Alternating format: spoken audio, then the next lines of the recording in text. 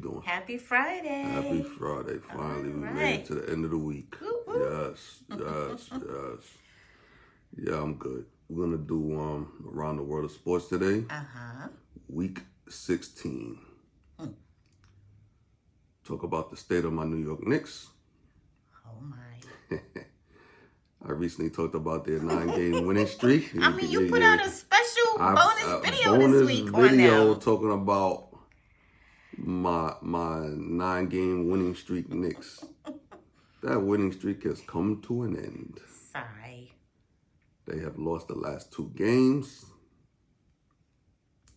In my last video, I talked about the first of the last 2 games being a trap game. Certainly was a trap game. They were trapped, and they lost to the Charlotte Hornets, who are a very bad team this season. Charlotte, 112 points. New York Knicks, 105 points. That was a Tuesday loss. And they also lost to the Sacramento Kings last night, 122-117.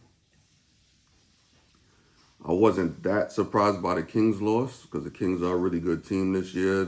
I think they're the second or third best team in the West. I think they're in a tie with the Memphis Grizzlies, so they're like either second or third. I believe they're second.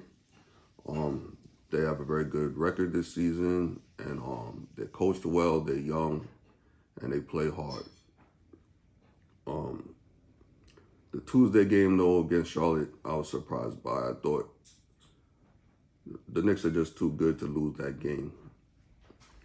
But reasons for the loss, Tuesday, they probably were fatigued from that game I talked about on Sunday where they had that double overtime win, which I called the greatest win of the season for the Knicks, against Boston.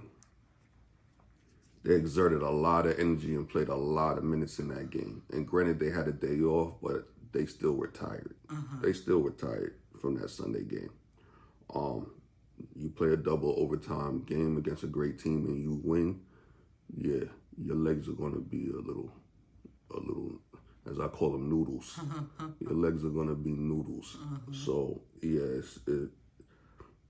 I kind of understand the Tuesday loss to a certain degree just because of fatigue, but again, they played a team that just was not up to par against the Knicks. They're just not as talented as the Knicks. So I expected them. I didn't think it would be necessarily a very easy win, but I thought they would squeak that win out. And they weren't able to do that against a team that night, a hungry Charlotte Hornets team that they really wanted that win. They capitalized on the Knicks. They capitalized on the Knicks being tired. Not only were they tired, they were out Jalen Brunson, which even without Jalen Brunson, I thought they would still win the game. But Jalen Brunson was out with a sore foot. Another reason for those 2 losses, in my estimation, was the poor 3-point shooting. The Knicks were terrible in 3-point shooting in both games. They shot 27.5 against Charlotte, which is terrible. 27.5% is not a good percentage from 3-point range. Also, versus the Hornets, they shot 26%, so they got a little worse against the Sacramento Kings. You shoot that poorly from three-point range, it's going to be hard to win. Not only did they shoot poorly, they shot a lot of them. They shot too many. They weren't shooting a high percentage, and they kept shooting 3-pointers. That's just not a good strategy.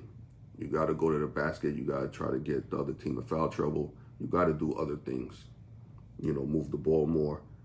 But the shooting from three-point range recently has been atrocious.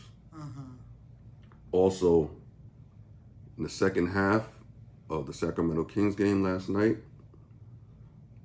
the Knicks lost Jalen Brunson again in the second half. He played the first half. He re-aggravated that foot injury in the first half, and he did not play in the second half. So that hurt their chances of winning that game also last night. I'm kind of worried about this Jalen Brunson injury. His foot injury seems to be a problem for him. And I don't know if he's going to have to take time off to get that foot rested and get it treated, because it seems to be, at least recently, a recurring issue. So hopefully it's not too serious. Hopefully it's something that either he can play through or something that he's going to have to at least take a few days off and get it handled before the playoffs start. Because I think we got about maybe another, 12 to 14 games left in the season, maybe about 12 games or so. Gonna have to get that foot taken care of so he can be as healthy as can be going into the playoffs, and that's for all the Knicks players. Right. So now the Knicks are 39 and 29, still 10 games above 500, not a bad record, still in the 5th place, but you got Brooklyn that's right behind them. You got Cleveland that's right above them. If they're trying to catch Cleveland, they're gonna have to start winning games. They're gonna have to go on another win streak to see if they can move up to 4th place. But they at least need to try to hold on to 5th place. That would be ideal, not to slip any further. Tomorrow, they have the LA Clippers. I think it's a winnable game, but the Clippers, the Clippers are a good team as well. So the Knicks gotta bring the A game and try to knock off the Clippers tomorrow. Moving on. The New York Jets. Aaron Rodgers is not a Jet. That's good to hear. He's not a. I mean, the Jets seem to be very optimistic. They had a meeting in California with him. The owner was there. The GM was there. The coach was there. The offensive coordinator was there. Jeez. I mean, they had the whole contingent go out to California to try to get this guy, Aaron Rodgers, the 39-year-old quarterback. Listen, I understand Aaron Rodgers is a great talent. Not taking that away from him. Unbelievable talent.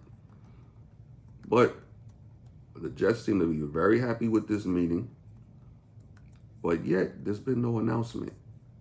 Aaron Rodgers has not come out and said he plans on going to the Jets. He hasn't come out and said he plans on staying in Green Bay. He hasn't come out and said he plans on retiring. It's been crickets when it comes to him. But for whatever reason, the Jets seem to be very optimistic. I don't know what the conversation was like, but the Jets seem to be very happy that they have a shot at landing Aaron Rodgers. This is another stay tuned situation because he's not saying anything. He's not saying anything. But the Jets seem to think that they have a good shot at getting him. Thing is, it seems like the Jets are putting all the eggs in one basket on Aaron Rodgers. Doesn't really seem like they're going after anyone else, from what I can tell. So we'll see what happens with the Aaron Rodgers saga. Moving on to Lamar Jackson. Lamar Jackson got the non-exclusive franchise tag, which basically means he most likely will be with Baltimore Ravens for another season at $32 million. Basically, this means that other teams can sign him to offer sheets and try to trade for him. It doesn't appear that any team has stepped up to do that yet. So it's interesting what the market is saying about Lamar Jackson. I really don't know if there's certain teams that are not interested in him. There seem to be a few teams that were interested in him, but the thing is they don't want to sign him to an offer sheet and have the Baltimore Ravens match that offer sheet because they have the right to match the offer sheet and keep him. I don't know what's going to happen. It doesn't seem like the Jets are going to put in no offer for him. I don't know why they wouldn't do that, because if there's a chance that they can do that and only have to give up 2 first-round picks for him. But again, I think another issue with this Lamar Jackson situation I want to bring up, he doesn't have a traditional sports agent. He's representing himself. His family's representing him. Seems like he and his mother are representing him. I don't really think that's a great practice to not have a traditional sports agent, just because of the agent's ties two teams, general managers, their relationships. They professionally do this, so it seems like they would have a better shot at representing him, and it keeps the emotion out of it because then it's just business. Right. So. Plus, they have access to people within the industry that Lamar and his. Right, they have relationships. That's what I was saying. They have relationships with people, and you cultivate those relationships. It's easier to get certain things done. They have access that Lamar and his family probably do not have. You know, and a lot of agents are actually lawyers. You know, so they understand things on another level. Right. So I think he might have a easier shot with getting the deal done if he actually did have a traditional sports agent. That's just my opinion. Moving on. Patrick Ewing, New York Knicks legend. Also has been coaching Georgetown for the past 6 years, has been fired. What? Yeah. And he's a Georgetown alum. He's a Georgetown alum. Georgetown hasn't been playing that well. He got fired after 6 seasons. Wow. Yeah. So it was thank you, no thank you to Patrick Ewing. I'm hoping that he gets another shot in the NBA. He's been in the NBA as an assistant coach. I hope he gets a shot in the NBA as an actual head coach, or at least gets another opportunity in the college ranks to become a head coach. So shout out to Patrick Ewing, and I hope he's able to get another job in coaching. Wow. But that's all I got for today. Okay. All right. Well, thanks so much. And we wish everyone a great weekend. Enjoy your weekend, people. Make sure you hit that like button on your way out. If you're not subscribed, subscribe to the channel and turn on the notification bell so you never miss an upload from Sporty Shorty. Yes, indeed. Peace. Peace.